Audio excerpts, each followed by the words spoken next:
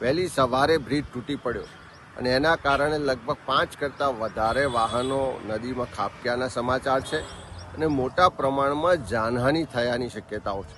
વહેલી સવારે જ કલેક્ટરશ્રી સાથે, એસપી સાથે ને બંને વડોદરા અને આણંદ જિલ્લાના વહીવટીતંત્ર સાથે વાત પણ કરી, બચાવ કામગીરી તાત્કાલિક શરૂ કરવા માટેની રજૂઆત પણ કરી છે.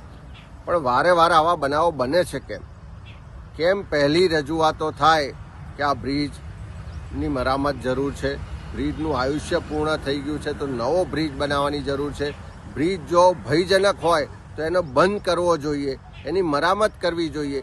સરકારી તંત્રની ગંભીર બેદરકારીને કારણે આ બનાવ બન્યો છે અને લોકોના જીવ ગયા છે. ત્યારે એવા સંજોગોમાં સરકાર આખા ગુજરાતમાં આવા બનાવો બને ત્યાર પછી જાગે છે. વહેલા કેમ નથી જાગતી? જો વહેલા જાગી હોત તો આ બનાવ ના બન્યો હોત, લોકોના જીવ જવાની જે શક્યતા છે જીવ ના ગયા હોત. આજે ગુજરાત ફરીથી કોઈના પાપનો ભોગ બન્યું છે.